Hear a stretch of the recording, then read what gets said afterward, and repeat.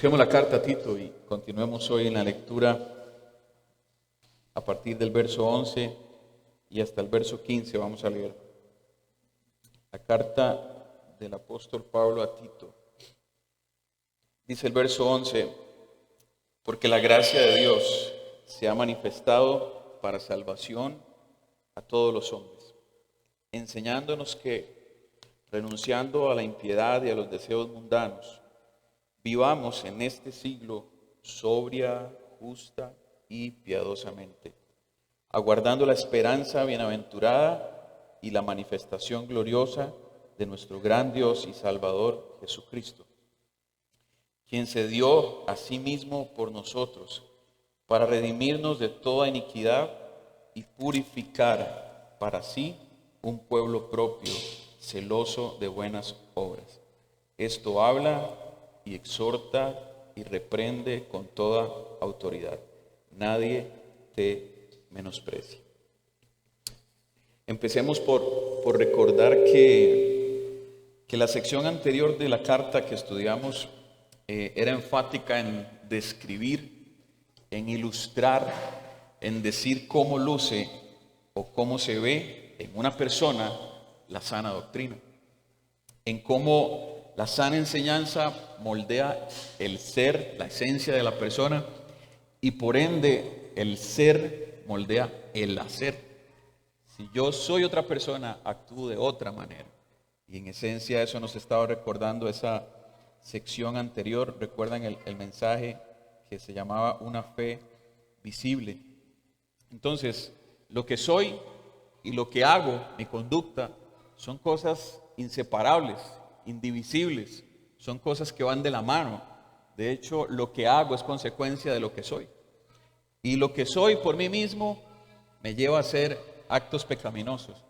Pero lo que soy después de haber sido transformado por la obra del Señor, por el Evangelio, por lo que Cristo hizo, me lleva a una transformación de mis acciones también, que van a honrar y van a glorificar a aquel que me transformó, que me cambió. Entonces, recordemos tres expresiones de suma importancia en esa sección que terminaban diciendo algunos versos esto: para que la palabra de Dios no sea blasfemada, refiriéndose al tema de la sujeción de la esposa, a fin de que el adversario se avergüence y no tenga nada malo que decir de vosotros, refiriéndose a la sana y a la íntegra enseñanza, para que adornen la doctrina de Dios nuestro Salvador, refiriéndose a nuestro trabajo. Entonces, diciendo que en nuestra vida cotidiana, en lo que hacemos y en lo que somos, podemos glorificar a Dios o avergonzar el Evangelio también. Entonces, esa sección nos recuerda que nuestro actuar, nuestras obras, glorifican a Dios y reflejan la obra que Él ha hecho en nosotros. O, de la misma manera, pero por el contrario, podrían deshonrar a Dios y avergonzar el Evangelio. Entonces, hay una relación directa entre nuestras obras y el cómo ellas reflejan o evidencian que algo ha pasado en nuestras vidas, que hemos sido rescatados, que hemos sido salvados, que hemos sido regenerados. Y ya para entrar en el texto, quiero dejar esta frase, esta expresión en su mente que pueda resumir tal vez de alguna manera la sección anterior. Podemos hacer buenas obras sin ser salvos, pero es imposible que alguien que ha sido salvado no refleje buenas obras. Lo repito, podríamos, y ya lo hace mucha gente que no conoce a Cristo, hacen buenas obras. Hay montones de instituciones sociales, de caridad, de bien social, que no son cristianos, que no nos conocen nada de Dios, que no les importa y hacen buenas obras. Entonces, alguien que no ha sido salvado podría manifestar algunas buenas obras. Pero es imposible que alguien que ha alcanzado la salvación no refleje buenas obras en su vida. Porque eso viene en el paquete de lo que Dios ha hecho por nosotros. Se espera de nosotros que nuestra vida manifieste y refleje buenas obras que hablen de ese Dios que nos salvó. Y eso es mucho de la esencia de esta carta a Tito. Entonces, de la lectura de estos 5 versos que leímos hoy, vamos a ver 3 cosas. Vamos a hablar de la manifestación de la gracia de Dios para todos los hombres. Vamos a hablar de del acto de redención de Cristo y vamos a hablar de la instrucción final, de la orden que Pablo le da a Tito al final de la carta. ¿Okay? Entonces, empezando por la manifestación de la gracia a todos. ¿Cómo empieza ese verso 11 con esta importante palabra? Porque. Ahora cuando leo la Biblia, hasta ahora le encuentro provecho a las clases de español en el colegio. Es importante entender estas palabras. No es lo mismo porque que por qué. No es lo mismo porque junto que por qué. ¿Verdad? Y así con muchas otras. Este porque con el que inicia el verso 11 explica que todo lo anterior, o sea, toda la sección anterior, el mensaje anterior, lo que somos y hacemos gracias a lo que el Señor hizo, es posible precisamente porque Él nos salvó. Y aquellos que hemos sido salvados por eso, por esa razón, tenemos la capacidad de vivir y reflejar lo que vimos en la sección anterior.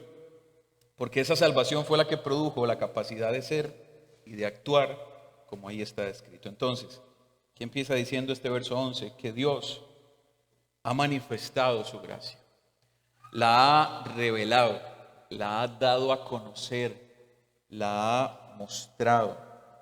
¿A quién? ¿Qué dice ahí? A todos los hombres.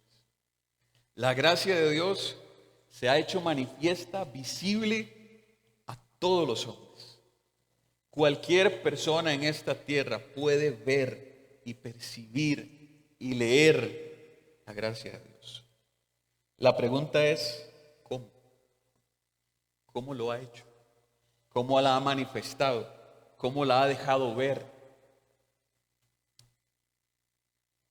Mostrándole a todos los hombres lo que esa salvación produce en aquellos que han sido salvados. Es decir, usted, yo, cualquier persona que Dios ha salvado, es el reflejo de la gracia de Dios para todos los demás. Alguien que lo vea a usted actuando y viviendo y reflejando en su vida y en su conducta todo lo que la sección anterior describió, puede ver con sus ojos la gracia de Dios. Puede ver lo que produce la salvación de Dios en la vida de una persona. Entonces, cuando el verso 11 nos dice que Dios ha manifestado su gracia para salvación a todos los hombres, está diciéndonos que a través de cómo nosotros nos vemos y qué reflejamos al mundo, Dios está reflejándole al mundo también su gracia. Ahora, el principio que se plantea acá es que nuestras vidas son el reflejo de lo que produce la gracia de Dios en la vida de un pecador. Pero el hecho de que la gracia se haya manifestado a todos no significa que todos han alcanzado la salvación. Son dos cosas diferentes. La manifestación de la gracia para todos, pero la salvación no es para todos. Haciendo un tipo de paráfrasis, podría decirlo más o menos así. En su gracia, Dios está mostrándole a todos los hombres, y aquí esta palabra se refiere a la raza humana, no al género masculino. A toda la raza humana, Dios en su gracia les está manifestando su salvación, al mostrarles cómo lucen aquellos que han sido salvados. ¿Okay? Entonces, la salvación de nuestro Dios se refleja en una vida de piedad, en gente que ya no vive de acuerdo a sus deseos mundanos, como dice el verso 12, que ya no vive una vida de impiedad, sino que por el contrario, ahora reflejan y manifiestan en su vida una vida piadosa. Y además un corazón que está esperando algo eterno, que está esperando el regreso de nuestro Salvador y de nuestro Señor Jesucristo. Ahora, al apreciar la gracia de Dios, al poder ver la gracia de Dios, a través de la vida de una persona que ha sido salvada, podemos ver lo que nos muestra el verso 12. Un contraste, un claro contraste. Veámoslo acá en el verso 12. Dice que la salvación que Dios ha manifestado nos enseña algo. Que renunciando a la impiedad y a los deseos mundanos, vivamos en este siglo de una forma sobria, justa y piadosa. Entonces vea el contraste. ¿Qué refleja la vida de aquellos que no han sido salvados? Dice el verso 12, impiedad. Traduzcamos esa palabra que leemos tanto y a veces no tenemos tan claro qué es.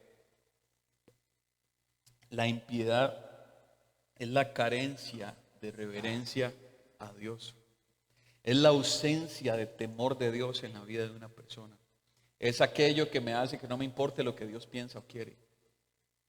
Y entonces el impío es el que vive ignorando a Dios o rechazando a Dios o tratando de ofender a Dios o aquellos que creen en ese Dios porque no tiene temor por ese Dios, no le importa nada de ese Dios. Entonces, quien no ha sido salvado, eso es lo que tiene en su corazón. No vive para ese Dios.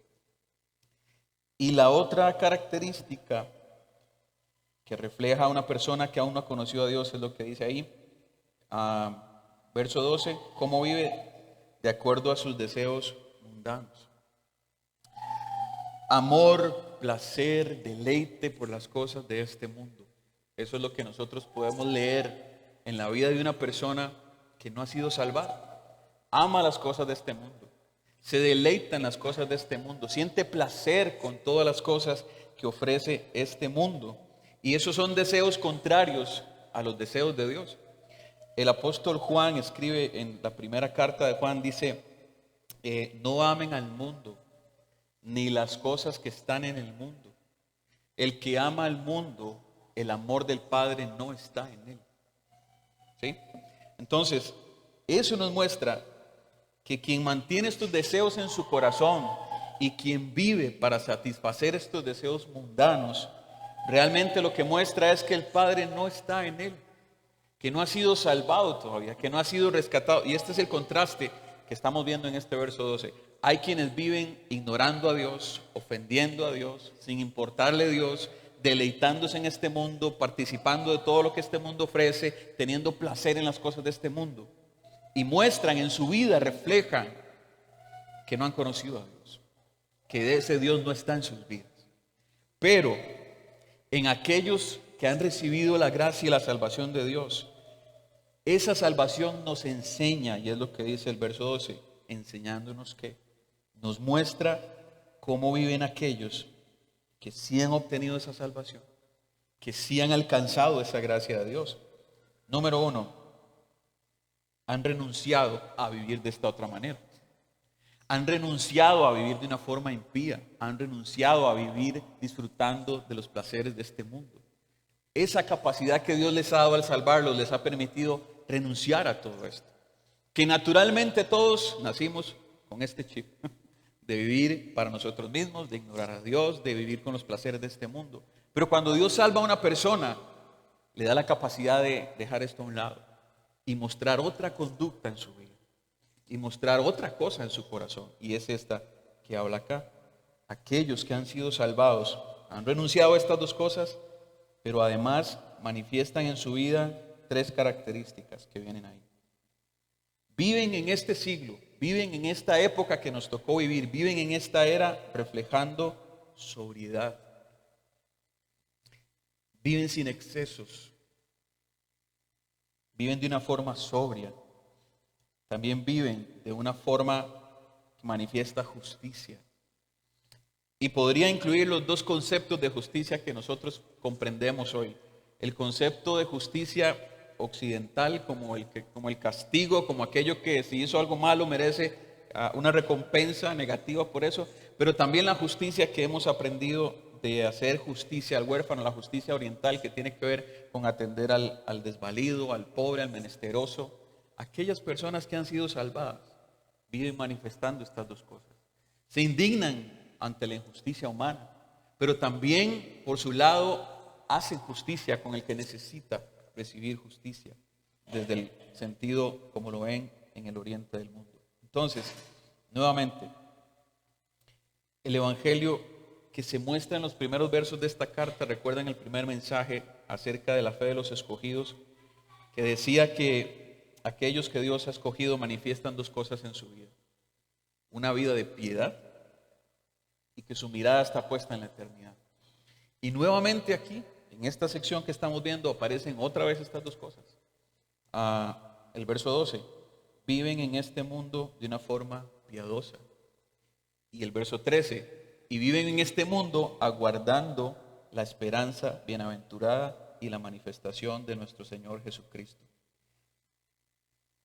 Es decir, quienes han sido salvados viven de una forma sobria, de una forma justa y de una forma piadosa, de una forma que muestra devoción, respeto y temor hacia Dios. Esta vida de piedad, es el mismo principio que nos transmiten los proverbios que estamos estudiando en los grupos en clase. Una vida sobria, una vida justa, una vida piadosa, son el fruto también de los proverbios. Recuerdan el capítulo 1 de Proverbios que dice, los proverbios son para, y dentro de ese montón de para, menciona estas tres cosas. Pero además, el haber sido salvados nos pone en nuestra mente y en nuestro corazón algo que no tiene aquel que no ha sido salvado, que es la espera en que un día nuestro Salvador regresará. Aquel que no ha sido salvado, esto no le importa, ni lo cree siquiera. Le parece una fantasía, le parece ridículo pensar en que habrá un regreso, una venida nuevamente de un Salvador, en que todas las cosas van a cambiar, en que todo el mal va a desaparecer, el dolor, el sufrimiento, en que hay una eternidad, ya sea en el cielo o en el infierno. Esas cosas le parecen absurdas, ridículas al que no ha sido salvado. Pero aquellos que han alcanzado la salvación, que han recibido la salvación de parte de Dios, están esperando. Esa es la palabra que viene en el verso 13, aguardando ese regreso. Me gusta esa frase que dice, esa esperanza bienaventurada. Porque no es esperar cualquier cosa. No es como esperar el aguinaldo que tal vez usted está esperando ya que llegue. No, eso es efímero, eso es pasajero. No es esperar terminar una carrera universitaria. No es esperar que llegue el ascenso del trabajo. No, esas cosas pasan. Es una esperanza gloriosa, una esperanza bienaventurada. Es una esperanza que aquel que la tiene le llena de dicha, le llena de gozo, le llena de ánimo, de fortaleza, porque sabe que regresará aquel que le ha salvado. Esa esperanza bienaventurada, y está esperando que se manifieste, que se revele por segunda vez su Salvador, que vuelva nuestro Salvador. Ahora, no puedo pasar de este punto sin aclarar un concepto, un término, una doctrina que malinterpreta lo que el verso 11 dice. Cuando nosotros leemos que la gracia de Dios se ha manifestado para salvación a todos los hombres, o se le ha manifestado a todos los hombres la salvación, podríamos tender a pensar que todos van a salvarse. Esta doctrina, este concepto se conoce como universalismo y enseña que todos los hombres van a alcanzar salvación. Y hay dentro de esta doctrina ideas como esta: la existencia del infierno y el castigo no son compatibles con un Dios de amor. Entonces, Dios nos ama tanto, Dios es tan bueno que es imposible que nos pueda castigar o que haya creado un lugar de castigo eterno como lo es el infierno. Esto piensa esta doctrina de universalismo. Imposible, no puede existir el infierno. Eso del castigo no va con Dios porque Dios es amoroso. Esa es la forma que plantea, o uno de los conceptos que plantea esta doctrina. Otra cosa que piensa: todos los seres humanos son salvos hoy, solo que no todos lo saben todavía. Ambos conceptos, ambas ideas, el hecho de que como Dios ama no puede castigar y no puede haber infierno, y que todos son salvos, solo que no lo saben, ambas cosas claramente a la luz de la Escritura son erradas, son conceptos equivocados que no podríamos aceptar, porque contradicen, por un lado, muchísimas de las enseñanzas de Jesús, de sus parábolas, donde claramente hablaba de los buenos, los malos, de los que Dios iba a apartar y los que iba a hacer al otro lado, de que hay un camino angosto y otro estrecho, hay un camino de vida y otro de perdición. Hay muchísimas enseñanzas de Jesús que nos dejan ver que es imposible esta enseñanza del universalismo.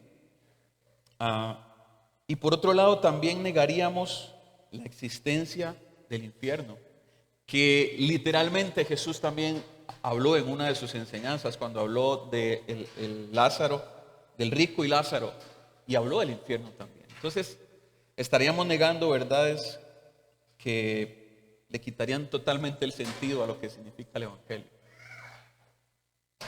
Esta doctrina también contradice, omite atributos de Dios como su santidad y su justicia. Porque entonces, aunque cualquiera pueda vivir de una forma pecaminosa, como Dios es tan bueno y amoroso, no pasa nada. Pero está violentando su santidad, que vemos especialmente en el Antiguo Testamento. La forma de castigo por todo aquello que violentaba la santidad de Dios. Las leyes que Dios dio a su pueblo para dar a conocer también su santidad. Si leemos el libro de Levítico, nos va a mostrar claramente que hay un pago, una retribución para aquel que violenta el atributo de santidad de Dios. Pero esta idea, esta enseñanza, esta doctrina del universalismo omite todo esto. Dios no puede ser así. Dios es muy bueno. Dios es solo amor. Entonces, tergiversa el concepto de amor. Porque, por ejemplo, excluye o separa del amor el castigo. Y cualquiera que es padre sabe que el castigo es parte del amor. Que la corrección manifiesta amor también a los hijos. De hecho, también en la Escritura hay un verso que dice que Dios al que ama lo castiga como el padre a su hijo. Entonces, es parte de la corrección de Dios. El amor también incluye castigo. Entonces, no podemos separar el castigo del amor. No podríamos decir que como Dios nos ama tanto, por eso no nos va a castigar. No, es una herejía. Entonces, quienes defienden esta postura utilizan versos que claramente fuera de su contexto intentan justificar esta enseñanza que tienen.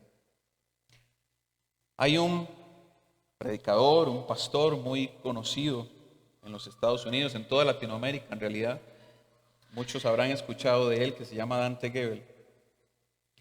Dante Gebel tiene un mensaje, así usted lo encuentra, episodio número 854, se llama así: Homero no es un hijo de Dios. Y lo que plantea en esa predicación es, hay una parte de ese mensaje donde menciona un montón de pasajes bíblicos que incluyen la palabra todos, que es la misma que aparece acá en el verso 11, todos. Y lo que a mí me hace no poder digerir un mensaje de Dante Gebel es que nunca lo he visto con una Biblia en su mano, abriéndola y leyéndola.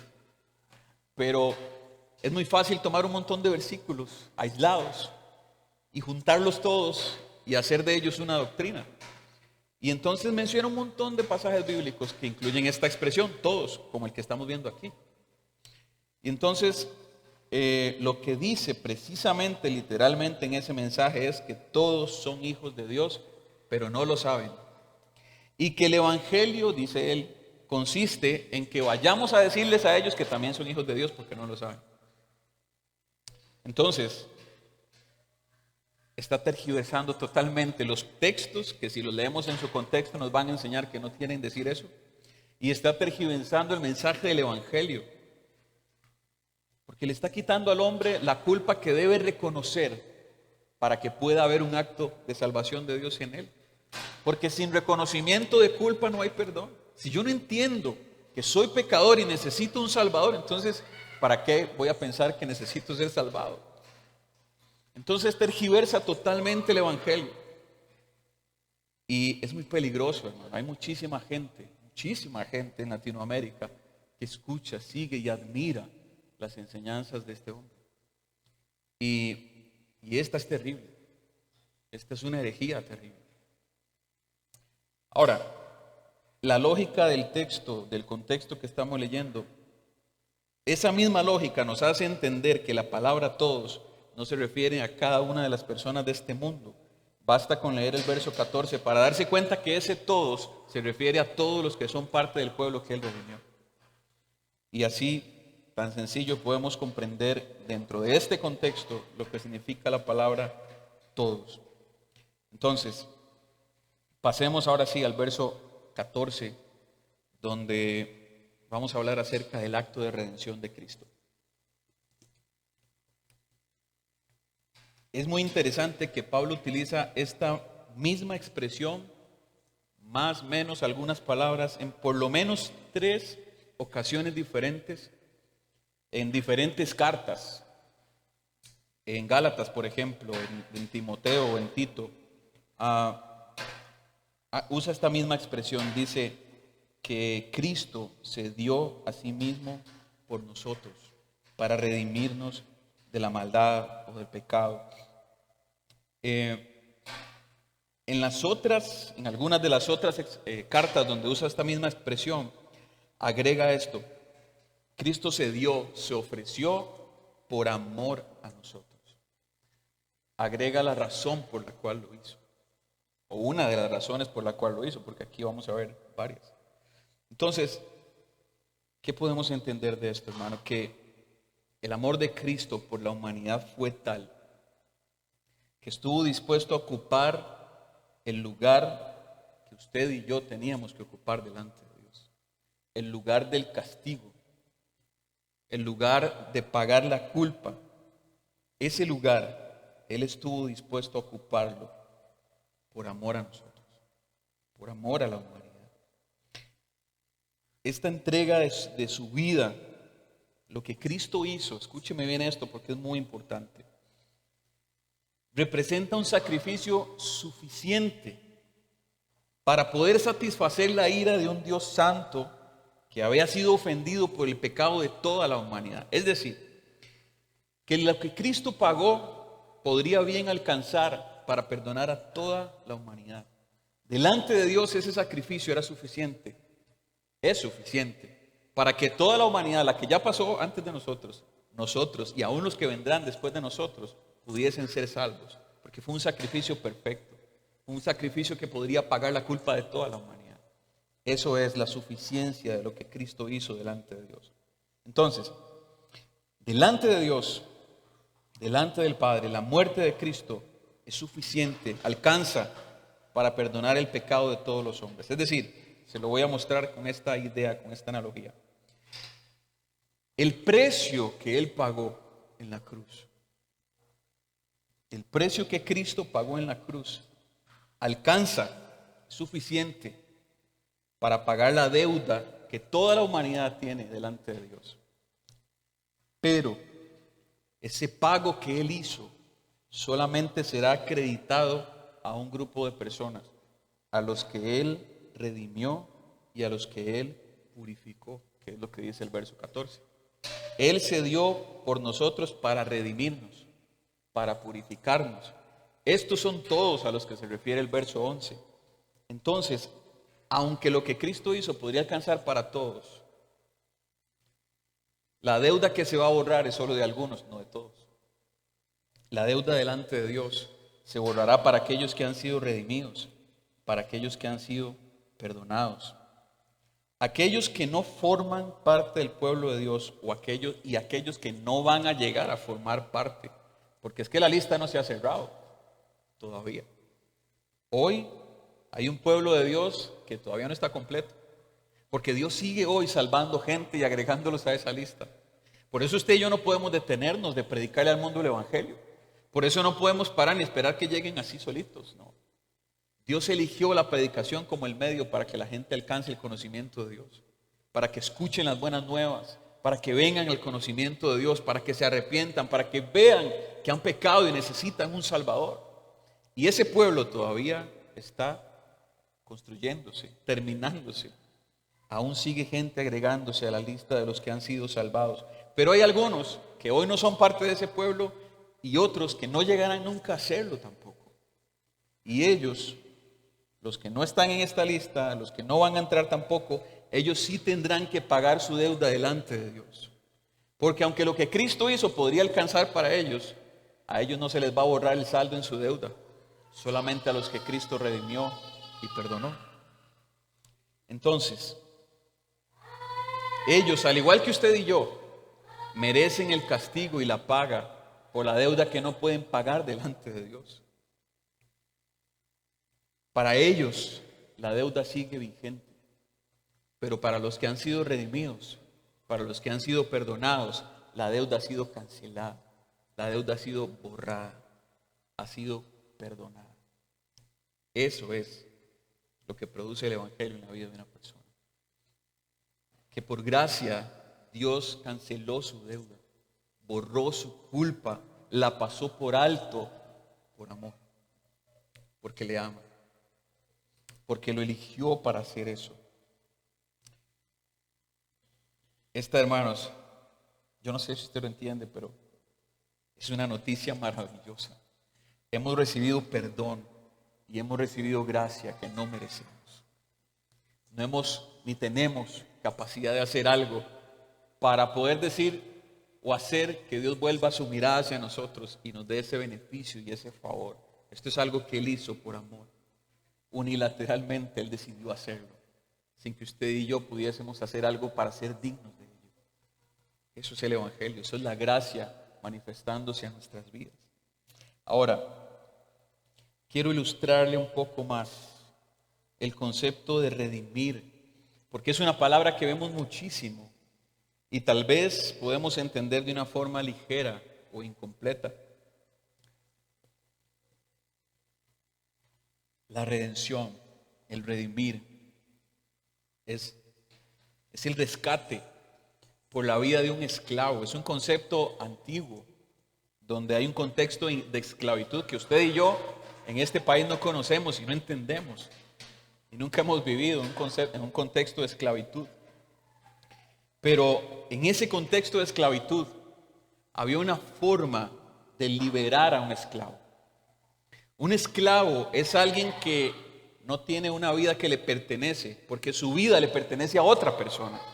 Su vida le pertenece a un amo, a un dueño de él, a alguien que no tiene derechos, a alguien que ha sido comprado por otro.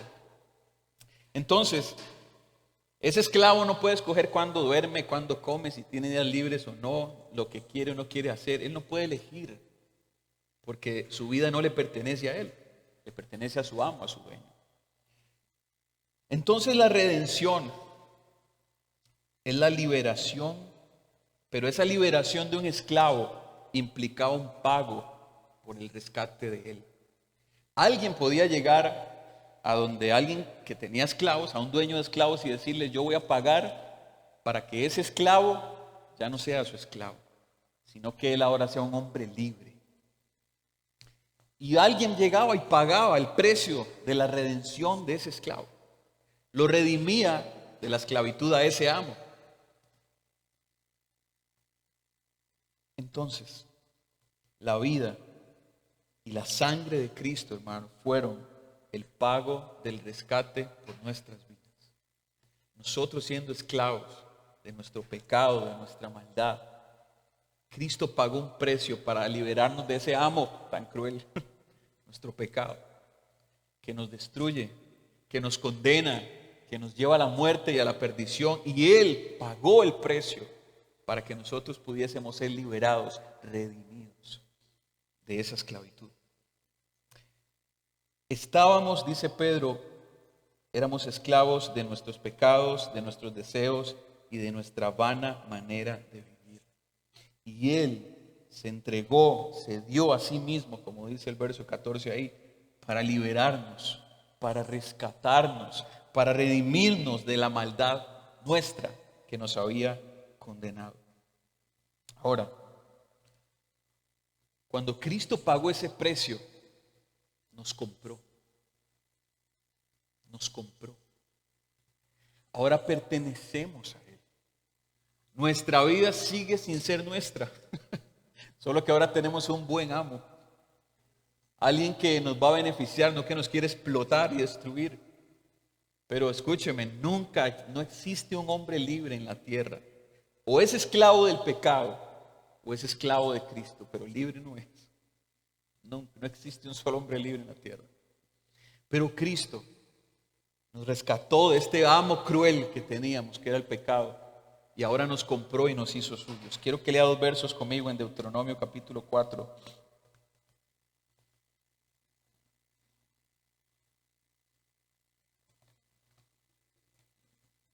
Recuerde que Israel, el pueblo de Israel, se encontraba en Egipto. ¿En qué condición? En una condición de esclavitud. Sin derechos, sin poder decir cuándo querían hacer o dejar de hacer. Dice Deuteronomio 4, el verso 20 dice: pero a ustedes el Señor los tomó y los ha sacado del horno de hierro de Egipto.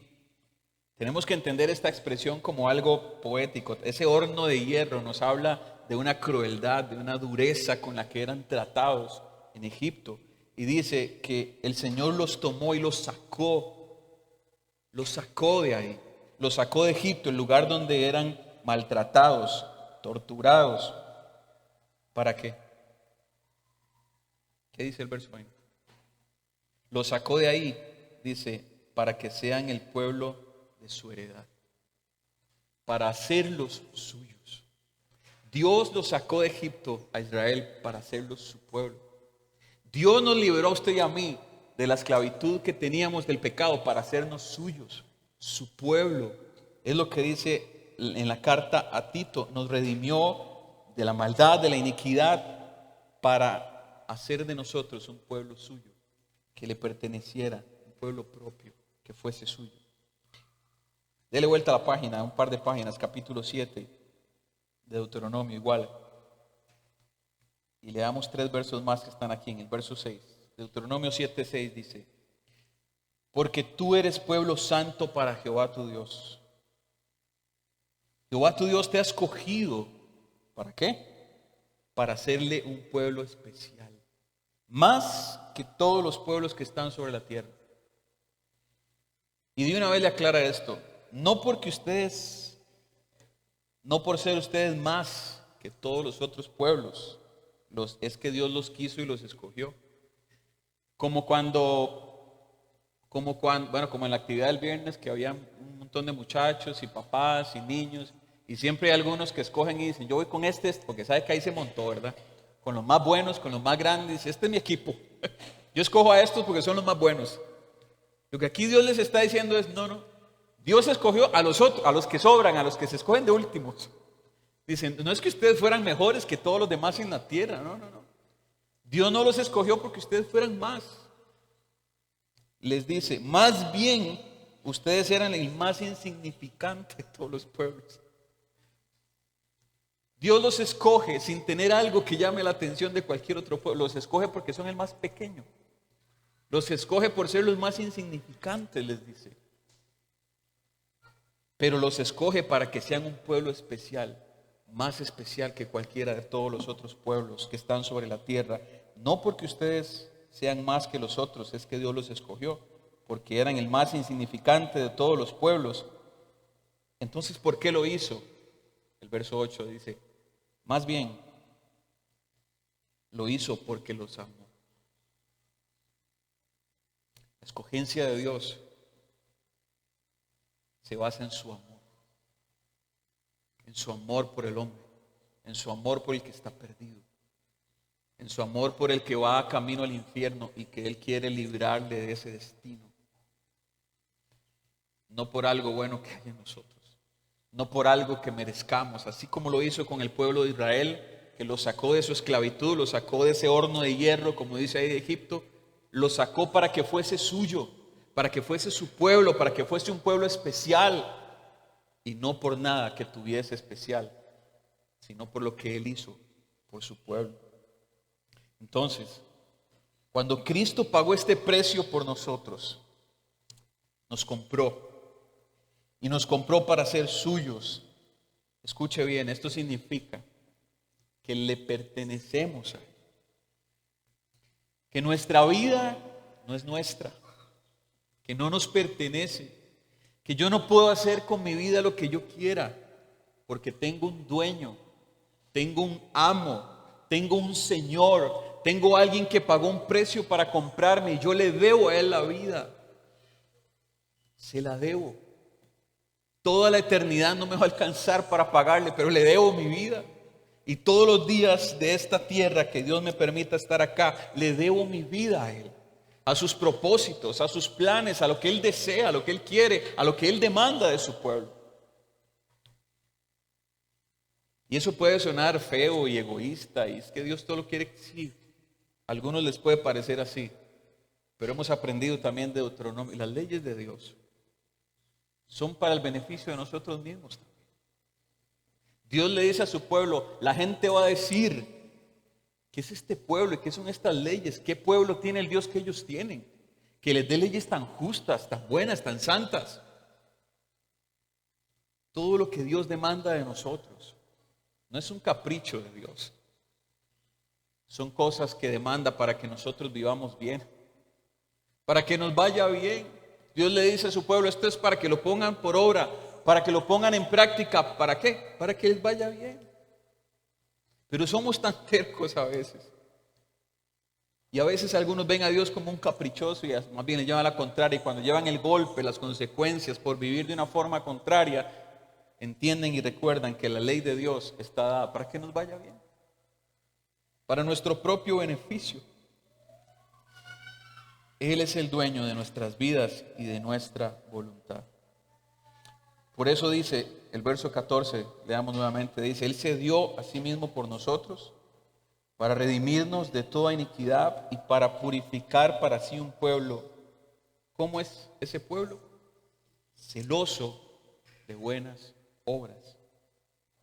Esa palabra celoso también se traduce como anhelo. Entonces, ¿qué está diciéndonos?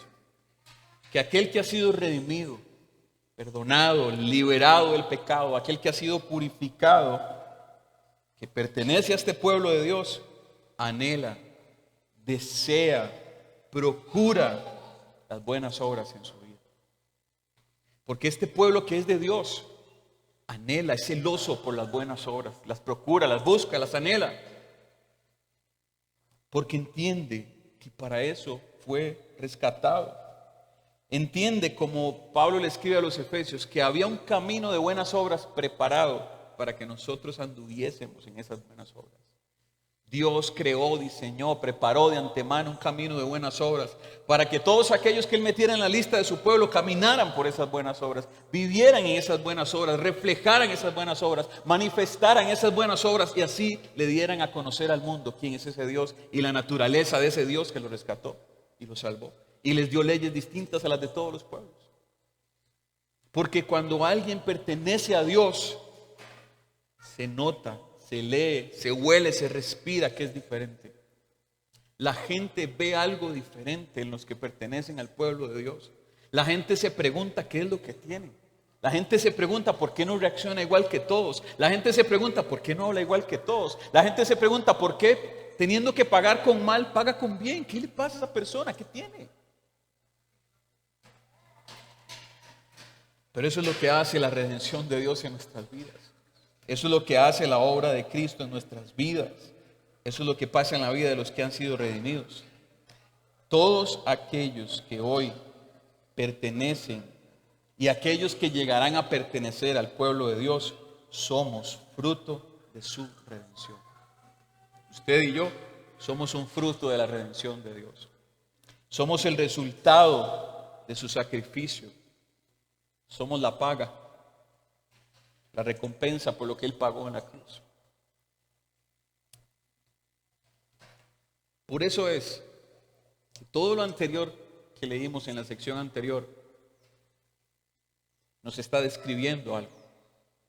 Nos está describiendo cómo debería lucir nuestra vida, cómo luce la vida de aquellos que pertenecen al pueblo de Dios. Y terminemos con este último verso, el verso 15. En esta sección hay algo muy interesante aquí también. Pablo le dice a Tito, esto, ¿qué es esto? Todo lo anterior.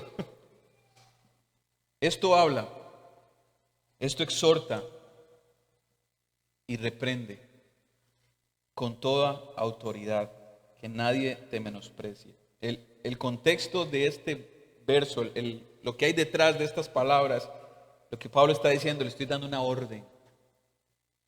Le estoy diciendo que debe hacer estas tres cosas: hablar, exhortar y reprender. Si nos devolvemos en el texto, en el capítulo 1 y en todo el resto del capítulo 2, vamos a encontrar estas tres palabras.